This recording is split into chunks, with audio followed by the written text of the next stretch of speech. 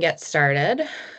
We've got a little bit to cover today, so thank you to everybody for joining our pre-submission meeting for the Dormont Junction TOD request for qualifications. My name is Maura Egler. I'm the manager of transit-oriented communities at PRT. I'm the project manager for this project and our other sort of TOD happenings at the agency. So the agenda for today, we're going to go over our role as an agency in transit-oriented development across the county. We'll give an overview of the project, and then we'll look at an overview of the RFQ itself. And then, of course, we'll get into any questions that you all might have for us. So first, this is the role that we play in transit-oriented development. PRT has a TOD program that started in about 2015, 2016 with the establishment of our TOD guidelines. We can play three roles in transit-oriented development across the country. So the first is as a sponsor for TOD on our own property, which is what we're doing today.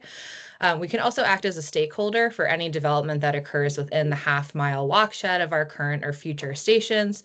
And we also can act as an advocate for sustainable land use decisions along all of the transit corridors in the Pittsburgh region. So most of our currently identified TOD projects have been included in station area plans. We could pursue other station improvement projects and TOD projects on other PRT properties, but as of today, we've completed 7 station area plans, and we have 2 additional ones in progress. All but one of these stations has progressed to design or construction. You can find out more about those stations and that program on our project website at rideprt.org/SIP. And then, so Dormont Junction, we're very excited about because it's the first TOD project to be implemented from one of our station area plans through this program. We're hoping it can be, I'm sorry, if somebody could mute. Okay, I think I figured that out. So we are very excited about this because we think it could be a model for collaborations with municipalities and other levels of government, as well as the development community, to catalyze higher density development near transit, increase the housing supply, and increase PRT ridership throughout our county. And the TOD program website is on here as well, engage.rideprt.org/TOD, to find out more about the program as a whole. So now we'll dive into the actual Dormont Junction project itself. So a little bit of background on the project. You can see a timeline on the right-hand side of sort of events leading up to this project. Most notably, our station area plan in 2019, as well as 2021 update to Dormont Borough Zoning Code, which was a direct response to our plan to enable higher density development near transit. We've also completed the station design for Dormont Junction Station. And we also, in 2023, did a request for letters of interest from the development community as well. And that's all led us here today to our formal release of the RFQ. So there are a couple development assumptions that we have with this project. The first, of course, is that the site would be jointly developed by PRT and the Borough of Dormont, as it's jointly owned, and we'll get into the details of that in a minute. The site would be developed under a long-term lease agreement, and the land would not be sold. So we're looking into a ground lease with a development partner here, as opposed to selling the land. The development would likely take place after the completion of the station renovation, which is slated to start in 2026. And then we, of course, have released this joint RFQ, and we will evaluate all the qualified proposals from developers. So some context for the site here. As you can see, the yellow is the entire TOD site. The property is bound by West Liberty Avenue, Park Boulevard to the east, and then Raleigh Avenue kind of to the south, and then that is Biltmore Avenue on the left-hand side. This is showing the station property kind of in turquoise, and then the alignment of our red line. This is, of course, located on the red line, one of our light rail lines that runs through the South Hills to downtown Pittsburgh and to the North Shore. So the TOD site itself, zooming in to take a look at the size as well as our ownership here. So about 2/3 of the site is owned by PRT. This is currently a park and ride property that we own. And then the kind of turquoise lot that fronts on West Liberty Avenue is owned by the Borough of Dormont that operates as a municipal parking lot. This is a total of 2.5 acres as a whole. And the goal is to develop this as one kind of unified site and development concept. I should also note that there's a pretty significant grade change that takes place here from West Liberty Avenue down to the station is about a 40-foot change in elevation. And here we can also see the proximity to the Hi, Melanie, it's station as well. Melinda from Dormont. How are you? Oh, oops. I think we, there we go. Great. Okay. If you all can just remember to put yourselves on mute, that would be really helpful until we get to the end, and we'll have plenty of time for questions and discussion. So just quickly taking a look at the zoning of the area around our site. So as I mentioned, Dormont did update their zoning code in 2021 to create a district called TO, transit oriented. That's everything you see in red here. And there are, you can get into the details in the RFQ about that, but two things to note. One is that there is in this zoning district no minimum parking requirements at all. And then also there is an affordable housing requirement that 15% of the units built here be affordable to those making 80% of the area median income. So those are just important things to note as we talk about the site. So our vision for this site that was created in 2019 through the station area plan, again, was to develop the site as one whole, unified site. We looked at a combination of about 4 and 5 story buildings with buildings fronting West Liberty Avenue having first floor commercial and with residential above, so a mixed use site here. One important thing to note also about the way we organized this is that we were hoping to create a connection, a publicly accessible connection through the site from West Liberty Avenue down to the station, which would also act as kind of public space or open space for this development. So that's one reason why we looked at configuring buildings this way on the site. We also looked at here this is something that we have designed as part of the station. This is a bus-only connector road that will allow buses to come from Raleigh Avenue through this site and then up to Biltmore Avenue directly to West Liberty. This will also be some layover spaces for our buses as well. And this will be a drop-off area for cars so that you can only enter it from Biltmore Avenue here as a personal vehicle, and then you could drop off here, turn around, and come back up. Buses will be able to enter here. So this is one thing that we need to maintain in any current or future design as an operational need. So I just wanted to make sure to highlight that. Let's see. Okay, the station modernization. So as I mentioned, we've reached 100% design for the new station itself.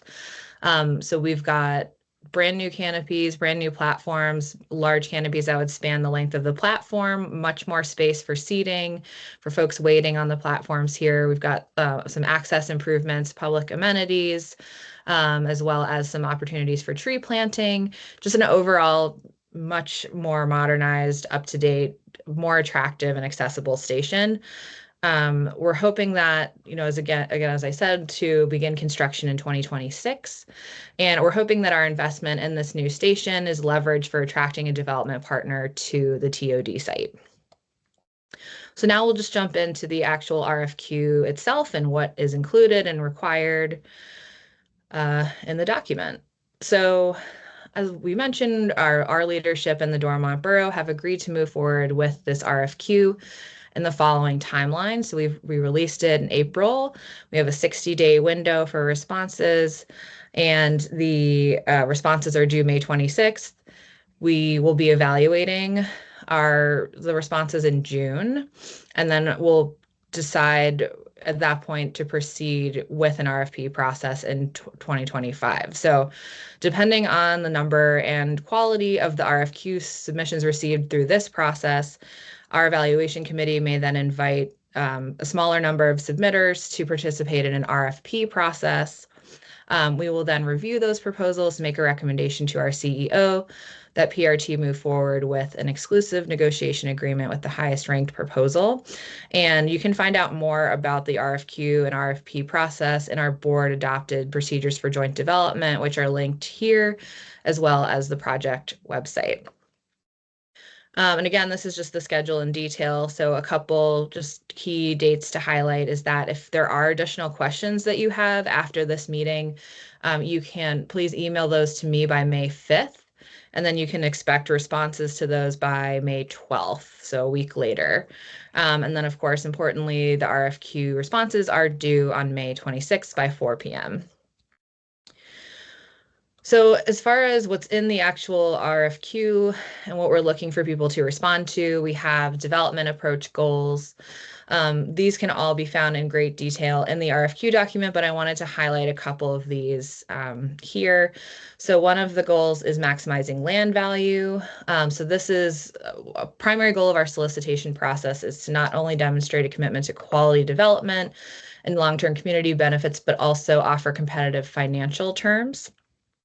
So we're looking to both transform the site and maximize the land value offered by the prospective transaction. We expect that proceeds from the transaction will support PRT's ability to operate, maintain, and continue to modernize our region's transit network. So wanted to highlight that. Parking guidelines. So importantly, there are no minimum parking requirements in this zoning district. And we're also not, PRT is not asking that the current park and ride site be replaced, one for one. We're, focused on transit-oriented development here, which means that new parking should be limited to meeting the needs of commercial tenants as opposed to providing parking for each new resident or replacing our park and rides one for one. Housing affordability is another goal. As I mentioned, the zoning code requires 15% of the housing units be affordable at below 80% area median income in Allegheny County. We've also encouraged respondents to exceed the zoning's baseline affordability requirements if possible. And then finally, station accessibility is a huge goal for us here. Even though Dormont Junction Station is centrally located, it's still a little bit removed from West Liberty Avenue just because of the grade change we talked about. So we are really encouraging respondents to commit to providing fully public and ADA compliant connection from West Liberty Avenue down to Dormont Junction Station. So we can continue to serve folks who do have accessibility challenges and make sure that our service is accessible to all that need to use it. Okay, and submittal requirements. Again, this is highlighted in detail in the RFQ document itself, but in order to be considered for the RFP phase, you must clearly, completely, and concisely address each of the following areas. So you need to provide a cover letter, you need to address the development approach, which is talking about some of the goals that I just mentioned, as well as additional ones, the description of your proposed development team, and then talking about relevant project experience. Do you have, does this team have experience doing similar projects? Can you provide examples of those, et cetera? Financing and leveraging capacity. So looking at how this team has put together deals in the past, looking specifically at, cobbling together multiple funding sources. What is the experience level there? And then, of course, the personnel experience and qualifications of the team. And these need to be emailed to me no later than 4 p.m. Monday, May 26th. Finally, our evaluation criteria. We look again at the development approach. So how have you addressed the goals that we've set out here for the project? Looking at the organization expertise and experience of the teams involved, and then individual development team member experience and qualifications, as well as financing and leveraging capacity. And so we have a rubric of how we're going to score this. It's included in the RFQ for you to take a look at. So with that, I will open up the floor to any questions that you all might have. And feel free to like raise your hand or just jump right in, put something in the chat.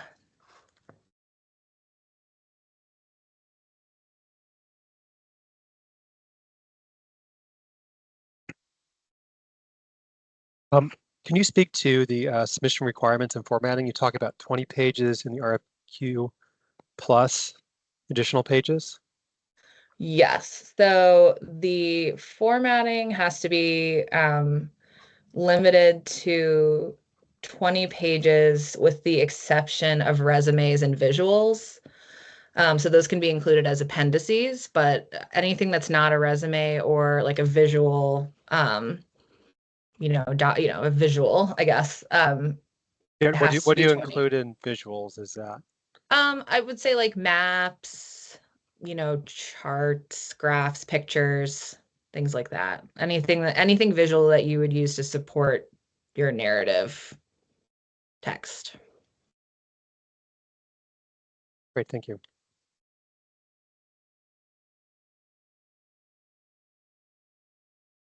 Could you please speak to the property ownership on page 8 and clarify what, if any other types of considerations have been made by the current property owners?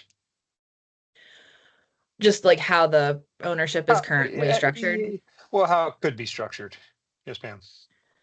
Okay, well, so I know I'm, we have, yeah, go ahead. no, go ahead. We do have Mike Cetra here, our chief legal officer, on the call, so he might be able to help talk about future ownership.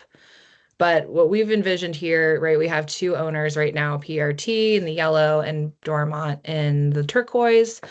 And this would be, it's our strong preference to not sell the property.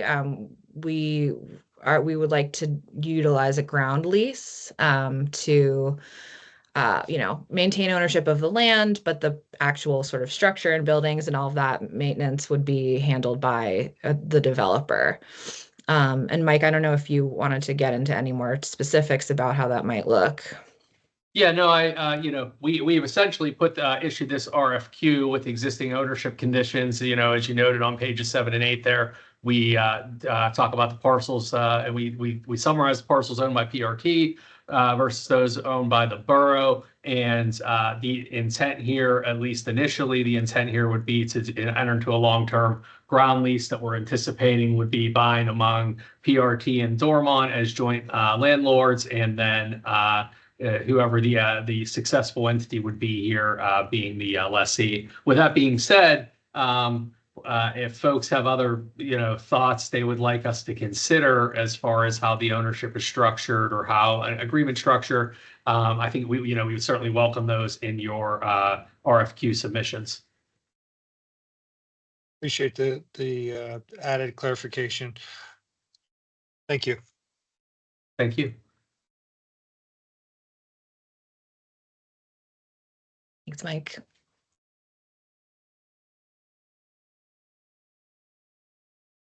Any other questions?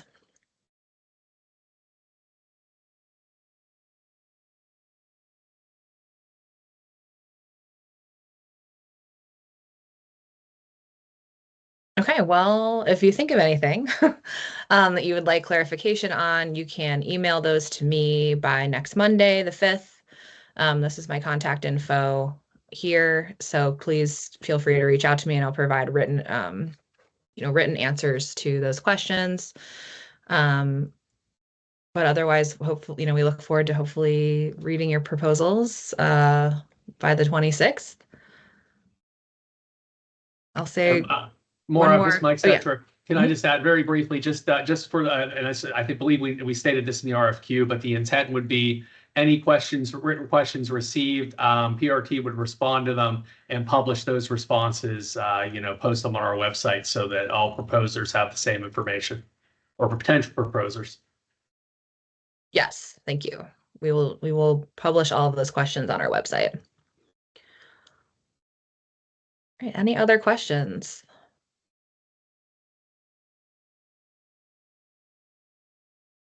Okay, All right. Well, thanks everybody. Have a good afternoon, and hopefully we look forward to receiving your RFQ submissions. Thank you, Maura. Thank you. Thanks. Thank you.